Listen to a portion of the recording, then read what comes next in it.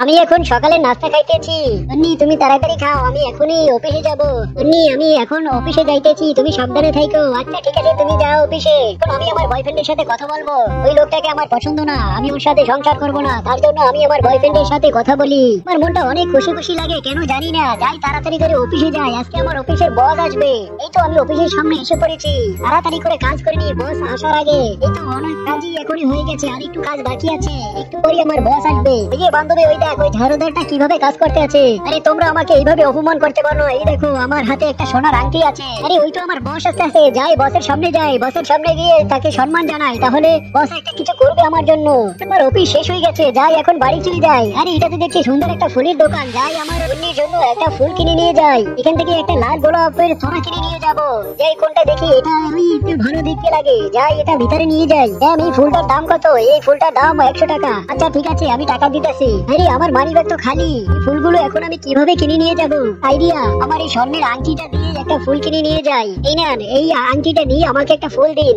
ঠিক আছে, এই নাও একটা ফুল দিলাম তোমাকে, এটা নিয়ে চলে যাও। আচ্ছা ঠিক আছে, আপনাকে ধন্যবাদ। তাই এই ফুলটা নিয়ে যাই, তন্নিকে দিব। এই নাও তোমার জন্য ফুল এনেছি। আরে এটা কি ফুল এনেছো তুমি আমার জন্য? আমি এই ধরনের ফুল পছন্দ করি না। আরে অনেক কষ্ট করে এই আংটিটার বিনিময়ে একটা ফুল নিয়ে আসলাম, এটাও তুমি নিলে না তন্নি। আমি তোমাকে অনেক ভালোবাসতাম, কিন্তু তুমি আমাকে এইভাবে কষ্ট দেবে আমি এটা কখনোই ভাবতে পারিনি। আর আজকে থেকে আমি করবো না। তুই আমার চাহিদা মিটাতে পারোস না, আমাকে ভালো মন্দ কিছু খাওয়াতে পারো না, ভালো মন্দ পোশাক দিতে পারো না। আজকে থেকে আমি চলে গেলাম। এই যে প্রিয়তমা, আমি এসে পড়েছি। এবার চলো, আজকে থেকে আমি তোমার সঙ্গেই থাকবো, তুমি আর আমি একসাথেই থাকবো। আরে প্রিয়তমা, আমি তো এটাই চেয়েছিলাম। চলো এবার আমরা একসাথেই থাকবো, একসাথে সংসার করবো। তন্নি, আমি তোমাকে অনেক ভালোবেসেছিলাম। যাই হোক, কপালে যেটা ছিল সেটাই হয়েছে। আল্লাহ তোমার ভালো করুক। আরে এটা দেখার পরেও কেউ আমাকে লাইক সাবস্ক্রাইব করে না। বন্ধুরা, তোমরা সবাই লাইক সাবস্ক্রাইব করে দিও।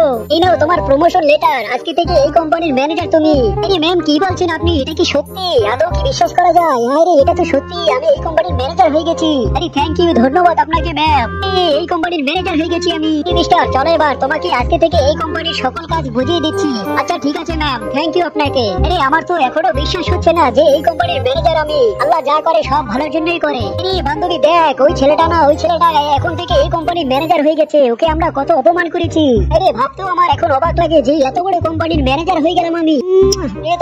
এবার তুমি থাকো, আমি একটু ঘুরে আসি। আরে এটা কি দেখছি আমি? এটা তো দেখছি একটি নিউজ পেপার। আরে ওর হাজবেন্ড তো বড় কোম্পানির মালিক হয়ে গেছে। এটা আমি কি দেখতেছি? আমি বিশ্বাস করি না। তুই ছোট লোকের বাচ্চা, তুই আজকে থেকে আমার ঘরে থাকতে পারবি না। তুই বেরিয়ে যা, তোকে আমি সহ্য করতে পারি না, আমার অনেক কষ্ট। আরে এটা কি করলাম আমি আমার হাজবেন্ডের সাথে? আমি আমার হাজবেন্ডকে অনেক বাজে ব্যবহার করেছি। সে আমাকে আজকে ক্ষমা করে দেবে কিনা জানি না আমি। সে আমাকে অনেক কেয়ার করতো, আমাকে অনেক ভালোবাসতো। যাই আমার স্বামীর কাছে যাই, দেখি ক্ষমা করে কিনা।